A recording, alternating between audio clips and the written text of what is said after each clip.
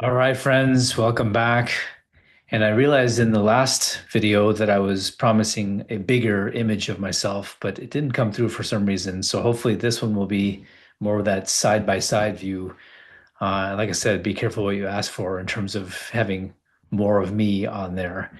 But and on the heels of the previous video, which was about sort of the why emotions are so critical to enrich our lives in so many more ways than most people realize, and so much brain science is backing this up.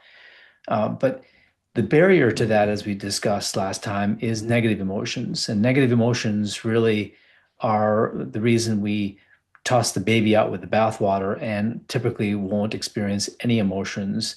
And so, especially in a society where success is very important, moving up the hierarchy is very important. We're driven by being moving higher and higher in terms of, are you considered good looking or intelligent or successful or wealthy or part of the in group? Like as Americans, the curse of our wealth and our success as a nation is that we tend to also be very addicted to the dopamine high of being hierarchically superior, which is why we really struggle with any potential of equalization or loss of status or loss of being part of the in group or loss of opportunity.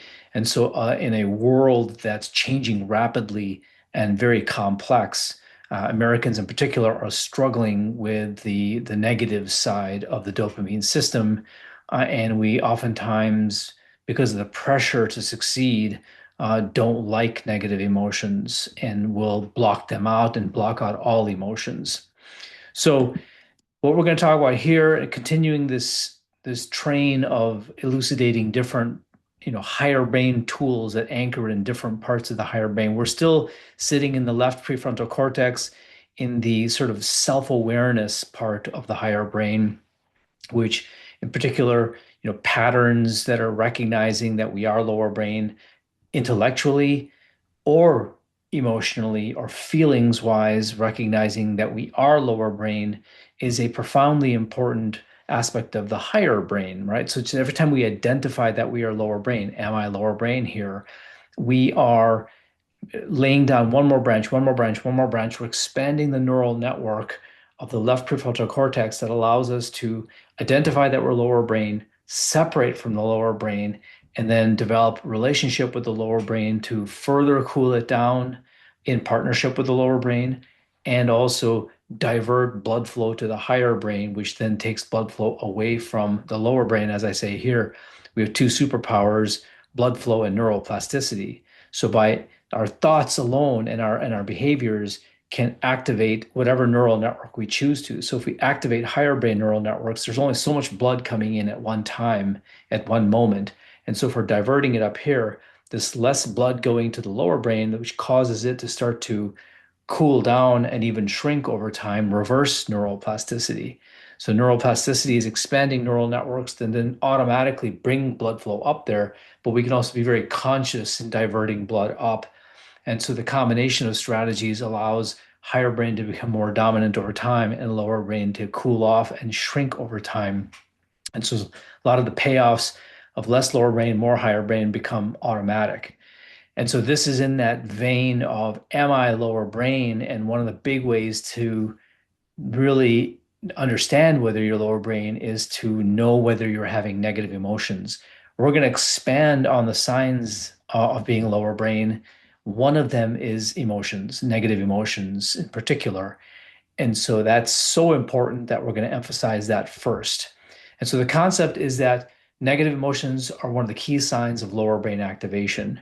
And it's only by accepting, as we talked about in previous videos, accepting and identifying that we are lower brain, that we have the ability to develop a relationship with the lower brain and get it to back off and cool down and shrink over time. And so and furthermore, by accepting negative emotions, we in general allow ourselves to become more emotional. And as the emotional centers open up, we are able to have all the payoffs of being emotional that we talked about in the previous video. And so when it comes to negative emotions, I want you to pause this video and really think about some of the negative side. Let's ignore the positive side for now. We talked about that last time, but let's talk about things like sadness, anger, fear, guilt, disgust, and some of the downstream negative emotions, secondary and tertiary, as is in this list. Pause this video and really think about all these emotions, especially the negative ones, and see how that makes you feel. Does it make you uncomfortable? Does it seem kind of foreign or just not something that you typically think about?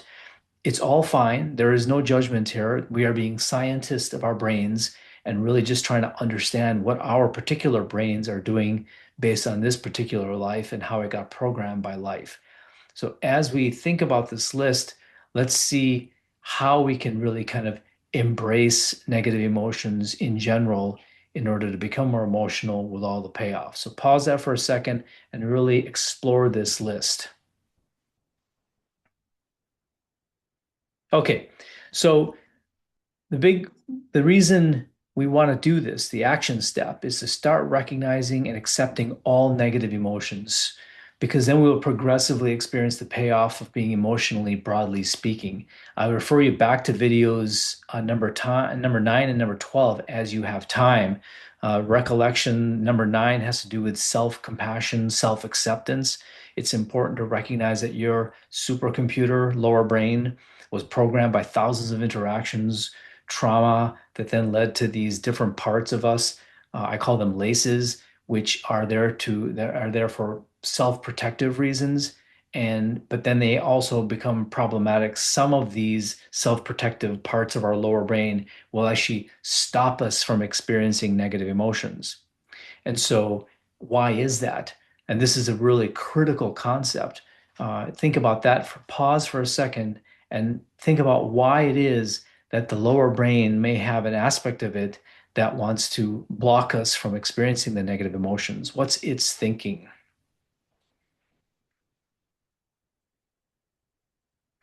So remember that the reason that the lower brain showed up, this dopamine system driven dynamic especially, was driven by the idea of greater status, higher rank, tribal affiliation and acceptance, resources and opportunity, the big four.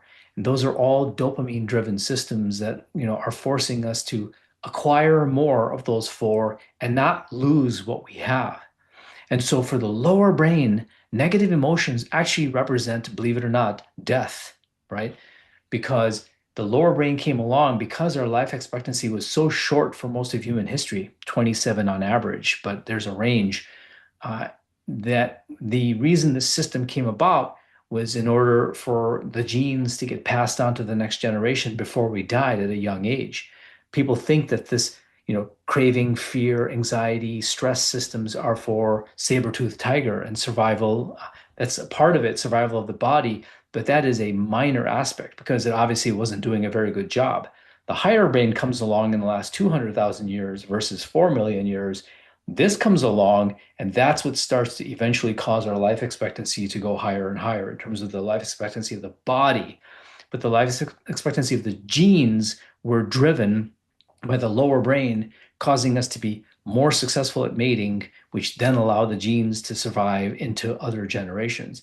And so for the lower brain, negative emotions represent death because negative emotions can correlate with loss of status. They can correlate with loss of affiliation with the group. We may be rejected by the group, may correlate with loss of resources and opportunity. So the lower brain's like, nah, la, la, la, la, la, la, not interested, not interested.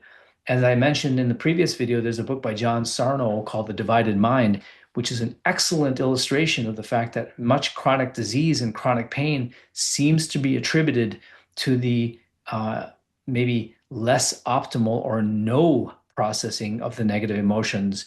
The lower brain is so afraid of negative emotions, it can actually create distortions in your body, distortions of blood flow that lead to poor oxygen delivery, that leads to pain, and eventually structural damage, which causes other problems. Lower brain is so afraid of negative emotions that it will actually create destruction in your body to distract you, pain and destruction in your body to distract you. That's how scary negative emotions are for a part of your lower brain. So we're going to start to develop a relationship with that part and reassure it that negative emotions are fine. We have a really good strategy, and there are a lot of payoffs from being fully emotional, including the negative ones, as we've discussed in the previous video as well, which is what I mentioned here in video number 12. Okay, so ponder that and really start to recognize if you are able to accept negative emotions. If you can't, that's fine. That's just more good information to understand your brain and how to optimize it. And then if you can, start to build that muscle of accepting negative emotions, and we're going to keep adding to our toolkit of being able to do that very effectively. All right, we'll see you in the next recording. Thanks.